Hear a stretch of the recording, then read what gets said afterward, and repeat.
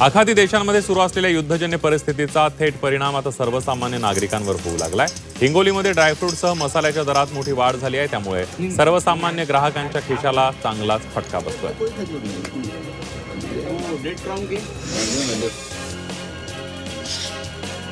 Gas पुरवठा ठप्प झाल्यामुळे वसतिगृहातील विद्यार्थ्यांचे हाल होत आहेत। गॅस सिलेंडरचा काळाबाजार होतोय, सिलेंडरचा साठा केला जातोय असा दावा आमदार सचिन अहिर यांनी विधान परिषदेत केला। गॅसचा तुटवडा कसा कमी करता येईल ते सांगावं अशी मागणी सचिन अहिर यांनी केली आहे। गॅस तुटवड्याच्या पुण्यातील व्यावसायिकांनाही मोठा फटका बसलाय। व्यावसायिक आगामी विवाह सोहळ्याची बुकिंग रद्द करण्याच्या तयारीत आहेत। कमी लोकांमध्ये विवाह सोहळा पार पाडण्याचे लॉन्स असोसिएशनकडून आवाहन करण्यात आलंय। आखाती देशातील युद्धाचा परिणाम थेट सोलापुरातल्या तीर्थक्षेत्रावर होताना दिसतोय। गॅसच्या तुटवड्यामुळे जेवणाचे हाल होऊ नयेत यासाठी भाविकांनी तीर्थक्षेत्र पर्यटनाकडे पाठ फिरवली आहे। आयआरसीटीसीनं रेल्वे कॅन्टीनला महत्त्वपूर्ण निर्देश दिलेले आहेत। पर्यायी सुविधांसह उपलब्ध राहण्याच्या सूचना दिलेल्या आहेत। तसंच इंडक्शन चुलीवर जेवण बनवण्याच्या सूचना सुद्धा रेल्वे कॅन्टीनला देण्यात आलेल्या आहेत। श्रीरामपूरमध्ये अवैध गॅस रिफिलिंग सेंटरवर पुरवठा विभागानं छापा टाकलाय। कारवाईमध्ये 87,000चा मुद्देमाल जप्त करण्यात आलाय। मुद्देमालासह एकाला ताब्यात घेण्यात आलाय। जळगावातील हॉटेल व्यवसाय संकटात सापडलाय। 1 दिवस पुरेल एवढा सिलेंडरचा साठा आहे। 2 दिवसानंतर हॉटेल बंद करण्याची वेळ येणार आहे।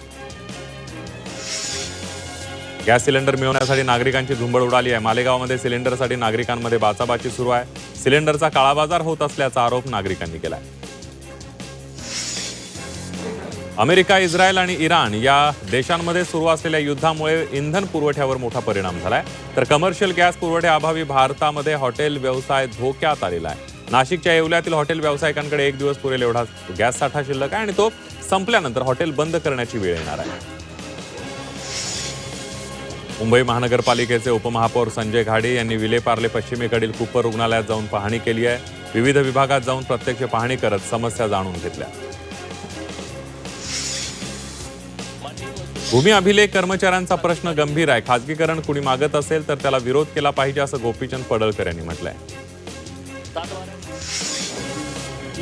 महायुतीचा जिल्हा परिषद आणि पंचायत समितीमध्ये सत्ता स्थापनेचा तिढा सुटलेला आहे। जिल्हा परिषद आणि पंचायत समितीमध्ये तिन्ही पक्ष एकत्रित सत्ता स्थापन करणार आहेत। मुख्यमंत्री देवेंद्र फडणवीस, उपमुख्यमंत्री एकनाथ शिंदे, सुनेत्रा पवार आणि भाजप प्रदेशाध्यक्ष रवींद्र चव्हाण यांच्या बैठकीत हा महत्त्वाचा निर्णय घेण्यात आला। शिवसेना पक्ष आणि धनुष्यबाण चिन्हाबाबत सर्वोच्च न्यायालयामध्ये उद्या सुनावणी होणार आहे। सरन्यायाधीश सूर्यकांत यांच्या नेतृत्वाखालील खंडपीठापुढे शिवसेनेचं प्रकरण कार्यतालिकेमध्ये 40व्या क्रमांकावर सुनावणीसाठी निश्चित करण्यात आलं आहे। मराठा आरक्षणाच्या मुद्द्यावरून मराठा आंदोलक मनोज जरांगे पाटील यांनी मराठवाड्यातील आमदारांना थेट इशारा दिलाय। मराठा समाजाला कुणबी प्रमाणपत्र मिळवून देण्यासाठी जो आमदार पुढे येणार नाही त्याला 2029च्या निवडणुकीत आम्ही पाडल्याशिवाय राहणार नाही असा इशारा मनोज जरांगे पाटील यांनी दिला। मुंबईतील परळमध्ये मराठी विरुद्ध गुजराती वाद उफाळलाय। शोरमा स्टॉल्स इमारतीजवळ लावण्यावरून वाद निर्माण झालाय। मराठी व्यावसायिकेला दमदाटी केल्याचा आरोप करण्यात आलाय। यवतमाळ नगरपालिकेच्या नियोजन विभागाचे प्रमुख हरीश जाधव यांना सत्ताधारी शिवसेना नगरसेवक पिंटू बांगर यांनी शिवीगाळ केल्याचा आरोप करत पालिकेच्या सर्व अधिकारी आणि कर्मचाऱ्यांनी काम बंद आंदोलन पुकारलंय। बांगर यांनी प्रभागातील विविध विकास कामं वेळेत का होत नाहीत अशी विचारणा करत अधिकाऱ्याला शिवीगाळ केल्याचा आरोप आहे। अधिकारी आणि कर्मचाऱ्यांना सुरक्षित आणि सन्मानपूर्वक कार्य करण्याचं वातावरण असावं अशी मागणी महाराष्ट्र राज्य नगर परिषद संवर्ग अधिकारी व कर्मचारी संघटनेनं जिल्हाधिकाऱ्यांना दिलेल्या निवेदनातून केलंय। अलिबाग पंचायत समितीवर पहिल्यांदा शिवसेनेची सत्ता आली आहे। पंचायत समितीच्या सभापतीपद आणि उपसभापतीपदी शिवसेनेकडे आलेला आहे। सभापतीपदी भाग्यता पाटील तर उपसभापतीपदी प्रिया भगत यांची बिनविरोध निवड झाली आहे। या निवडीनंतर शिवसैनिकांनी जल्लोष केलाय। छत्रपती संभाजीनगरच्या खुलताबाद पंचायत समितीच्या सभापती उपसभापती पदासाठी निवडणूक पंचायत समिती सभागृहात पार पडली। या निवडणुकीमध्ये राजकीय समीकरणांना अनपेक्षितपणे कलाटणी मिळाली आहे। भाजप आणि उद्धव ठाकरे शिवसेना गट एकत्र आल्यानं पंचायत समितीवर भाजपचा झेंडा फडकलाय। छत्रपती संभाजीनगरातील पैठण पंचायत समितीच्या सभापती आणि उपसभापती पदाच्या निवडणुकीमध्ये बिनविरोध निवड झाली आहे। सभापतीपदी वैशाली विनोद बोंबले तर उपसभापतीपदी संजय लघाने यांची बिनविरोध निवड करण्यात आली आहे। निवडणूक निर्णय अधिकाऱ्यांनी ही घोषणा करताच कार्यकर्त्यांमध्ये आनंदाचं वातावरण पाहायला मिळालं। सोलापूर जिल्हा परिषदेच्या गटनेतेपदी करमाळ्याच्या भाजप झेडपी सदस्य रश्मी बागल यांची निवड झाली आहे, तर उपनेतेपदी मंगळवेढ्यातील प्रदीप खांडेकर यांची निवड झाली आहे। 18 मार्चला जिल्हा परिषदेच्या अध्यक्षपदाची निवड प्रक्रिया पार पडणार आहे। पुणे महापालिकेकडे शहरातील 3,50,000 मिळकतींची नोंद नसल्याचं समोर आले, त्यामुळे मनपाला हजारो कोटींच्या महसुलाचा फटका बसतोय। आयुक्तांनी 2026-27च्या अर्थसंकल्पात या मिळकती शोधून कर आकारणी करण्यावर भर दिलाय, तसंच थकबाकीदारांवर कठोर कारवाई करण्याचा इशाराही दिलाय। कोल्हापूर जिल्ह्यातील 12 पैकी 4 पंचायत समितींवर राष्ट्रवादी काँग्रेस पक्षाच्या उमेदवारांची सभापती म्हणून निवड झाली आहे, तर भाजपा, काँग्रेस आणि शिवसेनेला प्रत्येकी 2 पंचायत समितीवर आपला झेंडा फडकवण्यात यश आलंय। उर्वरित 1 ठिकाणी जनसुराज्य पक्षाला आणि दुसऱ्या ठिकाणी स्थानिक आघाडीच्या सभापतीची निवड झाली आहे। कोल्हापूर महानगरपालिकेची 18 मार्चला सर्वसाधारण सभा होणार आहे। या सभेमध्ये पाणीपट्टीसाठी दरवाढ प्रस्तावित करण्यात आली आहे। रहिवासी पाणीपट्टी करता 10%, व्यावसायिकाकरता 15% आणि औद्योगिकसाठी 20% दरवाढ प्रस्तावित करण्यात आली आहे। त्यामुळे या सभेकडे सर्वांचं लक्ष लागलंय। पुणे महापालिकेच्या अर्थसंकल्पाच्या सूचनांसाठी माझे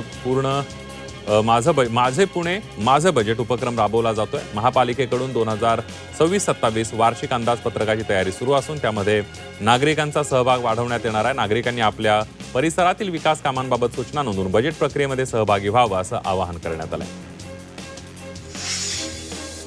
सांगलीतील मिरजमध्ये रमजानच्या रोजानिमित्तानं इफ्तार पार्टी पार पडली आहे। महापौर, सर्वपक्षीय नगरसेवकांच्या उपस्थितीमध्ये इफ्तार पार्टीचं आयोजन करण्यात आलंय। यावेळेला मुस्लिम बांधवांनी मोठ्या संख्येनं उपस्थिती लावली। जळगाव महापालिकेनं 1400 कोटींचं अंदाजपत्रक स्थायी समितीच्या विशेष बैठकीमध्ये सादर केलं। आठवडाभरानंतर पुन्हा विशेष बैठक घेऊन अर्थसंकल्प अधिकृतपणे जाहीर केला जाणार आहे।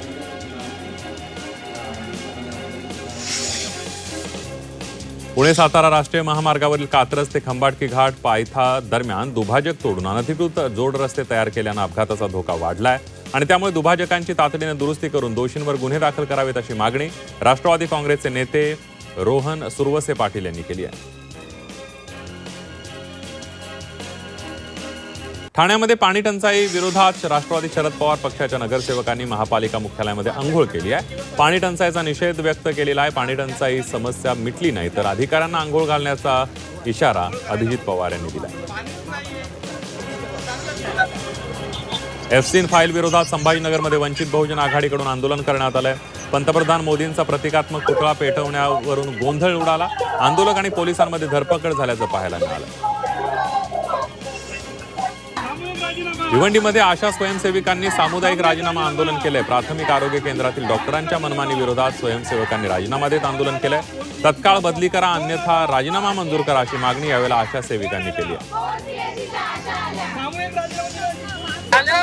भंडारा जिल्हा परिषदेसमोर जिल्हा परिषद अध्यक्ष सभापतींचं सदस्य साखळी उपोषणाला बसले। जिल्ह्यातील जिल्हा परिषद शाळांमध्ये 876 शिक्षकांची पदभरती करण्याच्या मागणीसाठी हे आंदोलन करण्यात आलं, तर मागण्या पूर्ण होत नाही तोपर्यंत उपोषण सुरू राहणार अशी ठाम भूमिका आंदोलकांनी घेतली आहे।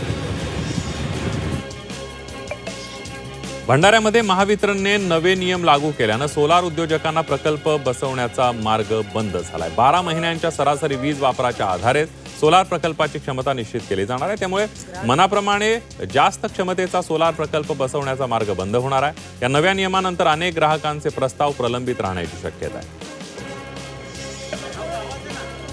दिवंगत उपमुख्यमंत्री अजितदादांच्या संस्था स्मारकाच्या नावासाठी कुटुंबियांची परवानगी घ्यावी लागणार आहे। उपमुख्यमंत्री सुनेत्रा पवार यांच्या कार्यालयाकडून नियमावली प्रसिद्ध करण्यात आली आहे। नरेश अरोरा आहेत कुठे, महाराष्ट्रात की दिल्लीत, असा सवाल अमोल मिटकरींनी उपस्थित केलाय। सुनेत्रा पवारांच्या शपथविधीनंतर दिसले नाहीत असंही अमोल मिटकरी म्हणाले। भिवंडीमध्ये इफ्तार पार्टीचं आयोजन करण्यात आलं होतं। यावेळेला अनेक विविध राजकीय पक्षांचे प्रतिनिधी आणि पोलीस प्रशासनासह मुस्लिम हिंदू बांधव मोठ्या संख्येने एकत्र आले। या इफ्तारीचं सर्वच सामाजिक स्तरातून कौतुक होत आहे।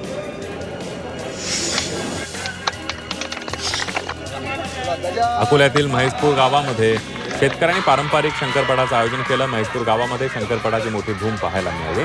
महाराष्ट्रातील नामांकित बैलजोड्या इथं दाखल झाल्या आहेत. राज्यातील विविध भागांमधून 20 बैलजोड्या या शर्यतीमध्ये सहभागी झाल्या. पुणे महापालिकेने बालगंधर्व रंगमंदिराच्या पुनर्विकासासाठी पुन्हा पाऊल उचलले. महापालिकेच्या आयुक्तांनी अंदाजपत्रकात या महत्वाकांक्षी प्रकल्पाचा प्रस्ताव ठेवलाय. विद्यमान इमारत पाडून त्या ठिकाणी विविध व्यवस्था उभारण्याचं नियोजन आहे. भंडारा जिल्हास्तरीय वैनगंगा मिनी सरस विक्री आणि प्रदर्शनाचं आयोजन करण्यात आलेलं. या प्रदर्शनामध्ये हस्तकला वस्तू, घरगुती खाद्यपदार्थ, पारंपरिक ग्रामीण उत्पादन तसंच विविध कलाकुसरीच्या वस्तूंचे स्टॉल उभारण्यात आले. या प्रदर्शनामुळे ग्रामीण महिलांच्या कौशल्याला प्रोत्साहन मिळत आहे. वाशिम जिल्ह्यामध्ये थकीत बिलं असलेल्या ग्राहकांचा वीज पुरवठा खंडित करण्याची कारवाई सुरू आहे. काही ठिकाणी वीज कापल्यानंतर शेतकऱ्यांकडून वीज घेण्याचे प्रकार समोर येत आहेत. अशा प्रकरणांमध्ये दंडात्मक कारवाईचा इशारा देण्यात आला. हिंगोलीच्या केळी गावातील शेतकऱ्याचा मुलगा MPSC परीक्षेत उत्तीर्ण झाला. त्यामुळे गावकऱ्यांनी भव्य मिरवणूक काढत त्याचा सत्कार केला.